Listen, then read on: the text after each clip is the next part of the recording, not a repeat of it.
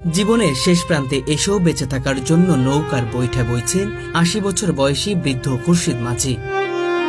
বয়সের ভারে পিঠ বেঁকে গেছে, শরীরের চামড়া কুঁচকে গেছে, দুই পাও অচল হয়ে গেছে, তবুও থেমে নেই এই অদম্য মানুষটি। টানা ৩০ বছর ধরে নদীর বুক চিরে মানুষ পারাপার করছেন তিনি। তার চোখে মুখে নেই কোনো হতাশার ছাপ, নেই ক্লান্তির অবসাদ, নেই নিজের প্রতি কোনো অভিযোগ। সবকিছু মারিয়ে তিনি যেন এক অজেয় মানুষ। অদম্য মনোবল আর অটল মানবিক শক্তি দিয়েই টিকে আছেন বৃদ্ধ খুরশিদ মাঝি। আটটারি না যাইতারি না কিছু চিকিৎসা করলে তো পয়সা লাগে, পয়সা আমার তো এই পয়সাও ওঠে না। জীবন মানেই সংগ্রাম, কেউ লড়েন ভাগ্যের সঙ্গে, কেউ লড়েন সমাজের সঙ্গে, কিন্তু খুরশিদ মাঝির সংগ্রামটা ভিন্ন। কিশোরগঞ্জের কটিয়াদী উপজেলার চরপক্ষিয়া গ্রামের এই বৃদ্ধ মাঝির লড়াই নিজের দুই অচল পা নিয়ে। প্রতিদিন নদীর ঘাটে তার দিন কাটে, যাত্রী এলেই তিনি দড়ি টানেন, ঠেলেন নৌকা, যতটুকু পারেন করেন নিজেই, আর বাকিটা সহায় হন যাত্রীরা। এই মানছি টান জানি, আমি তো আর নিজে কোনো কিছু পারি না, যারা আইয়ে আর ওই টানে, আমি তো টানতারি না। উন্নত সড়ক যোগাযোগ তৈরি হওয়ায় নদীপথে যাত্রী সংখ্যা কমে গেছে, উপার্জন হয়েছে অনিশ্চিত, কিন্তু খুরশিদ মাঝির নৌকা ছাড়েনি, কারণ এটি তার জীবিকা, এটি তার আত্মমর্যাদা। প্রতিদিন ১৫০ টাকা থেকে ২০০ টাকা আয় হয় তার। এই সামান্য আয় দিয়ে চলে সংসার। অন্তদুনিয়া ওটু দা মানুষ জাগা, মানুষ আই কম, ২০০ টাকা উঠে ৩০০ টাকা উঠে কোনোরকম সংসারটা আমার চলে। বর্তমান সময়ে এই টাকা দিয়ে তেমন কিছুই হয় না, তবুও সেটুকুই তার ভরসা। সন্তানেরা পাশে নেই, তাই বৃদ্ধ স্ত্রীকে নিয়ে কোনোভাবে পার করছেন দিন। এই মানবিক কাহিনী পৌঁছে যায় কটিয়াদী উপজেলার নির্বাহী অফিসার মোহাম্মদ মাইদুল ইসলামের কানে।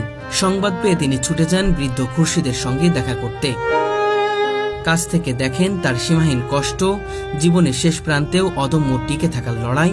বৃদ্ধ মাঝির কাহিনী শুনে আবেগে আপ্লুত হন ইউনো মাইদুল ইসলাম। তিনি ঘোষণা দেন খুরশিদ মাঝিকে একটি দোকানঘর করে দেওয়া হবে, দোকান চালানোর জন্য প্রয়োজনীয় মালামালও সরবরাহ করা হবে।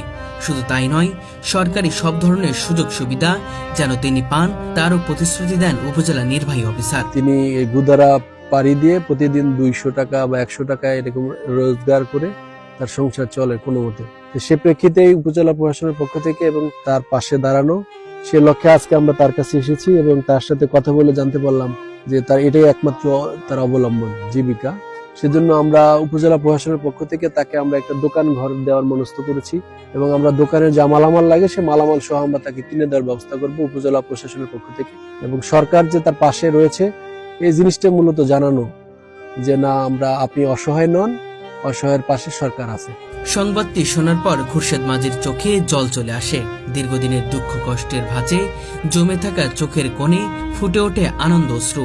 স্যার আইসে হেন সাহায্য দিবার লাগিয়ে দিলে এটা জন্য আমার জন্য একটা মনের একটা আনন্দ আহি, যে আল্লাহ যদি একটু সুবিধা মতে চালা, এটার জন্য একটা মনের একটা আনন্দ। এটাই আমার জন্য একটু সুবিধা হইব, তখন তো আমি দহরাম।